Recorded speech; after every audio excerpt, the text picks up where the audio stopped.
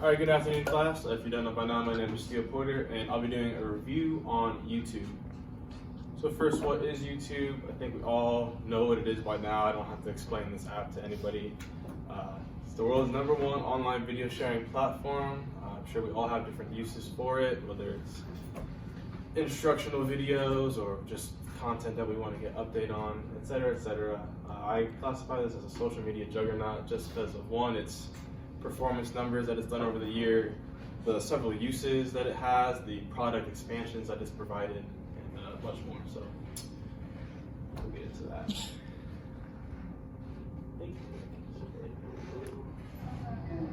Alright, so here we are, one of the elephants.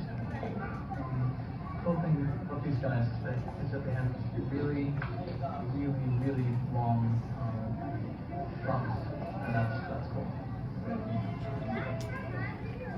And that's pretty much all there is to say. That's it. So you've been informed that trunks are really long.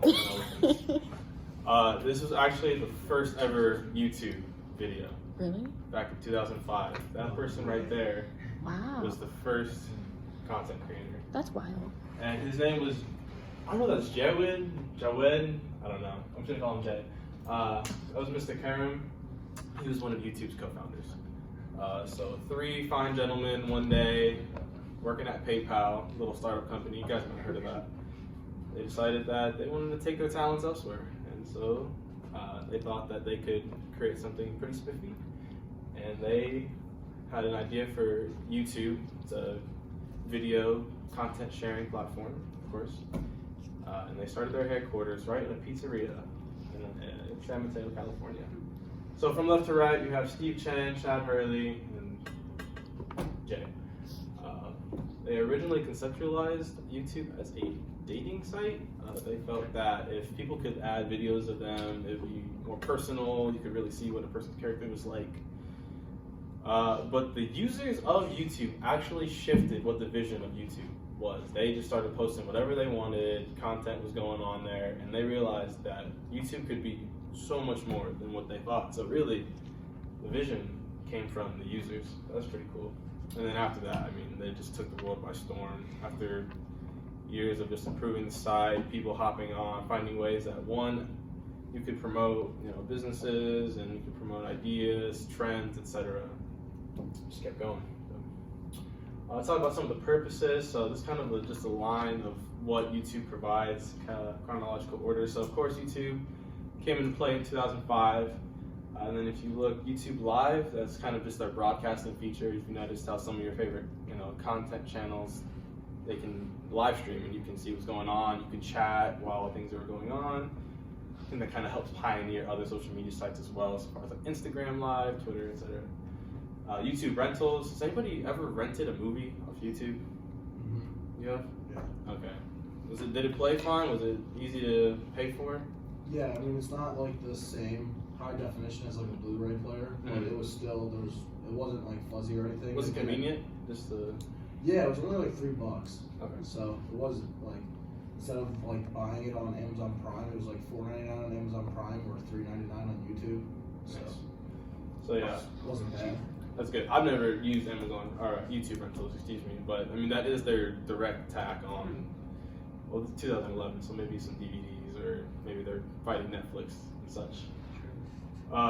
YouTube Kids, it's their kid-friendly programming, a lot more parental control. You can watch what the kids are putting on.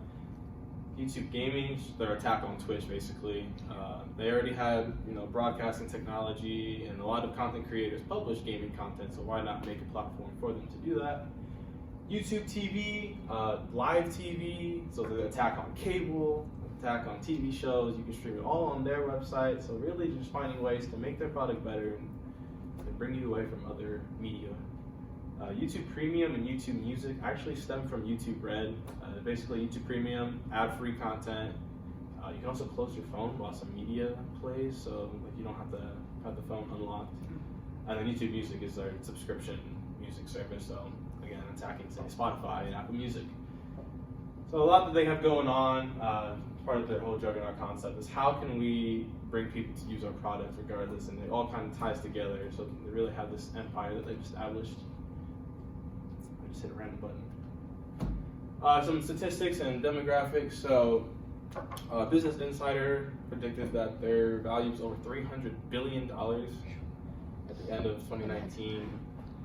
Right now they have over 2 billion monthly users, so it's not just people who have ever used YouTube, it's consistently using the product, which is a quarter of the world's population. I believe that's half of the online population, so pretty impressive. Wow. YouTube has been localized to 91 different countries, and it's available in 80 different languages, so the reach is everywhere.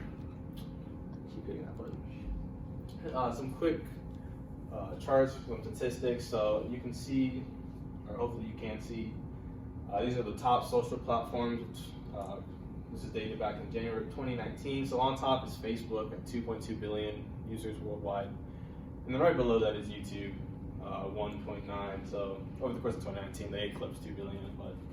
But the next three apps are like more messenger apps. So you've got WhatsApp, see Facebook Messenger, and so on. And then the next closest actual social network site is Instagram, which is closer to just 1 billion. So you've got Facebook and YouTube, and then there's quite a bit of disparity between the rest.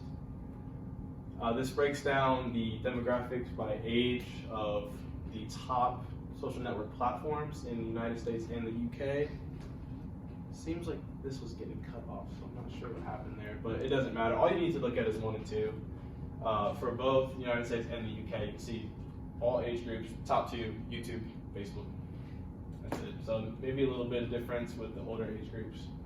More using YouTube in the UK, more Facebook in the United States, but it's kind of the same thing. So. And then talking about the impact and influence that YouTube has had on the world. So obviously, almost unlimited access to content.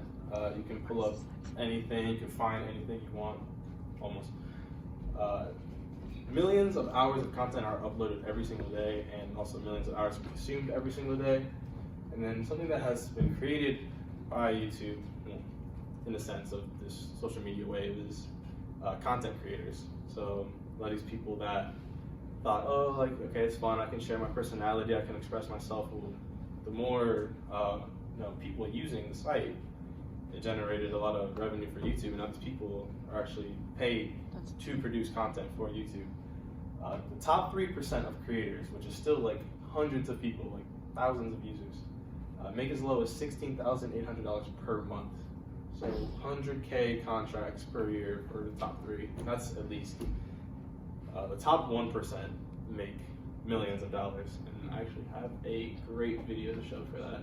I'm gonna make this full screen. This video is about like 5 minutes long, but it really breaks down who the top individual users are. There are some accounts that have more followers, but they're more a collection of people or a series of something. These are just the top individual creators that made the most money in the past year. Can I make this full screen? YouTube is an ever-expanding universe, not just in terms of the amount of content that's published on the site, but also in the number of and types of creators we see around the world. From gamers to beauty bloggers, from comedians to kids, there's no bar on who can make content for YouTube, and this diversity is what people love most. And the best part, if you strike a chord with an audience and actually create videos that get millions of hits, it can actually be a full-fledged career. So much so that on the Forbes list of the 10 highest paid YouTubers for 2019, the lowest income is $11.5 million. So who made it to the list? Let's take a look, and you might just be surprised to see that not all of the most popular YouTubers have made it to the list. At number 10, with $11.5 million earned in 2019, is Vanoss Gaming. Evan Fong has been on YouTube since 2011, and his signature video montages of gameplay are what distinguish him from everyone else. At number 9, we've got gamer Daniel Middleton, or Dan TDM, who made $12 million in 2019. Aside from being a gamer who specializes in Minecraft, Fortnite, and Roblox, Daniel has 22.2 million subscribers and is also a published graphic novelist. And we've got a tie for the number 7 position with Markiplier and PewDiePie, both making $13 million in a year. Mark Fishback, aka Markiplier, is both a gamer and an entertainer. He's got 24 million followers who not only watch him do charity live streams of gameplay in order to raise money for causes, but also laugh along with his sketch comedy. PewDiePie, on the other hand, is what is considered OG YouTube. Felix Schaubard joined YouTube in 2010 as a gamer and has expanded his base of content in the last 9 years to include just about anything. He's also over 100 million subscribers strong, even though he's controversial, and he's just announced that he's taken a break from YouTube in 2020, possibly due to creator burnout. At number 6 is also a gamer named Preston. Preston Arsman is a 25-year-old who earned $14 million in 2019. He started as a teenager in 2012 and played Call of Duty primarily, and eventually graduated to working on prank videos, among other things. Now he does videos in which he eats outrageous amounts or gives away tons of money. And at number 5 is one of the biggest beauty YouTube players, Jeffree Star. Star made $17 million this year alone, and he's known for his refreshing honesty and shock value. He not only runs a YouTube channel but also has a merch store and a cosmetics brand. The fact that he's been able to make himself vulnerable on screen has endeared fans to him. At number 4 is the classic YouTube duo Rhett and Link. Rhett McLaughlin and Link Neal made $17.5 million in 2019 and are the hosts of Good Mythical Morning and star on YouTube's Buddy system. They also won a Streamy for Show of the Year 2019. And at number 3 is one of the most popular kids on YouTube, 5-year-old Anastasia Radzinskaya. With her channel, Like Nastya, she earned $18 million in 2019, and the channel is a series of videos where she and her father played make-believe. According to Forbes, Anastasia started making videos on YouTube in 2016 in order to chart her progress as she went through treatment for cerebral palsy. At number 2 is the entertaining and outlandish group we all know as Dude Perfect. Together, Kobe Cotton, Corey Cotton, Garrett Hilbert, Cody Jones, and Tyler Toney made $20 million in 2019, and all in the name of getting the perfect shot right. They tried out-of-the-world stunts and daring feats in order to get their trick shots, and we love them. But at number 1, beating all the major YouTubers to the punch, is 8-year-old Ryan Kaji, who made a whopping $26 million in 2019. And who would have thought that Ryan's channel would start with him as a 3-year-old unboxing toys on camera? Now, he engages in science experiments, educational shows, and more. He not only has a contract with Hulu, but also a Nickelodeon show to his name, along with maintaining a regular upload schedule for YouTube. Damn! So which of these YouTubers do you follow? Let us know in the comment section below. Thanks for watching. If you like this video, be sure to check out all other videos too, and don't forget to subscribe.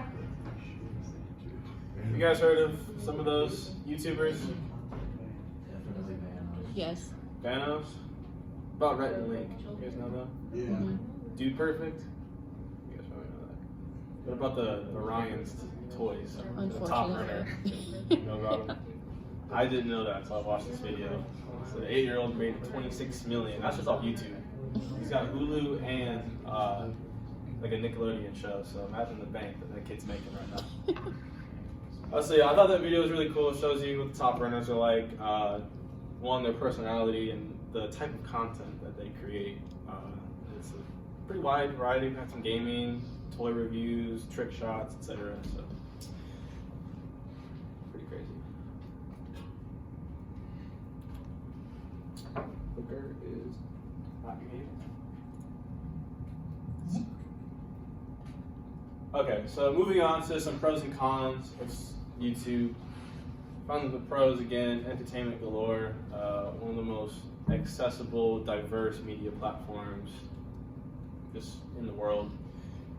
Another pro I feel is like the education that it can provide. Me personally, I've gone on YouTube to learn so many things, whether it was how to play instruments or how to cook something, or just to be educated on what's going on in the world around me. It also can raise awareness on what's, maybe brings the community together.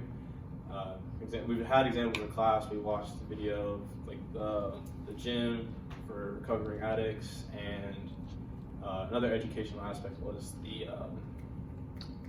what was it last week? The element of the truth. Yeah. Whoever that person is. Potassium. Yeah, that.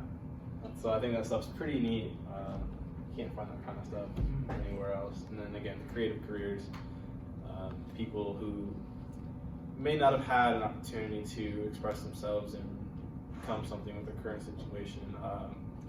Hopefully they become famous for the right reasons. Some don't, but some of the cons is there's been a lot of inappropriate or illegal content published on YouTube. YouTube has struggled with this since its inception. It just deathly or pornographic things being posted on the site. Also illegal content like piracy is a big thing, whether it's music or television that channels don't have the rights to. Addiction. So again, with all that content available, social media in general is an addictive substance. So YouTube definitely one of those components. I spend probably an hour, maybe two, depending on the day, on YouTube like every single day. I don't always like sit there and watch it, but I have it up, and I'll listen to like a theory video or something. So, I also burnout and stress. They mentioned it for the creator PewDiePie, or whatever his name is. He's taking a break, and he's actually suffering from success. I don't know, but he's having a little burnout right now. And I think when some channel users they commit so hard to a upload schedule and providing content for their fans, and maybe the demand gets to them a little bit. So sometimes they need some breaks from that. Also, don't be like this guy. Does anybody know who this person is? Logan Paul. I knew him in high school. Anybody know his name? Logan Paul. You knew him in high school? Yeah. Personally, or just like knew him? Yeah, him and his brother. What? I went to North Olmsted and they went to Westlake, and they were right next to each other. No way. So. Yeah, I What? was from Avon and we all were. He's from Ohio. That's pretty good. Yeah. Yeah, he's supposed to be from Well, A really nice anyways, place, for those yeah. who don't know, this is Logan Paul. Had a huge incident in 2017. Him and his friends were out in Japan in the alleged suicide forest. It was meant to be just kind of like a spooky, fun adventure video. On that camera, it appears that they found a dead body in the forest and continued to not only record it, but record the reactions and still publish it onto the channel. Just tons of backlash, people losing their minds. I think a petition for over 200,000 people was raised to get this person off of YouTube. YouTube did not ban him, so a lot of people were upset with YouTube itself, and he is one of YouTube's most controversial stars. So don't be like him. So part of my recommendation for creators would be, will this content contribute to the world? Who am I helping? And also on the other side, who can I hurt someone? Will I promote a deranged mind? Will I offend people? Which you can offend anybody these days, but still, probably posting a dead body on your channel is not the best idea. And also for viewers, in struggling with content addiction and stuff like that, YouTube has settings to kind of help prevent that. So there's content restrictions, whether it can be inappropriate. YouTube tries their best to monitor that and regulate it. And then also, you can do break reminders, so YouTube will track how long you're using the app and what you're watching, and kind of just be like, hey, like, I'm gonna chill out a minute, why don't you get off and go do something with your life? So I think take advantage of those settings, and then obviously for creators, again, just be thoughtful in publishing content. Those are some of my sources that I used. Thank you.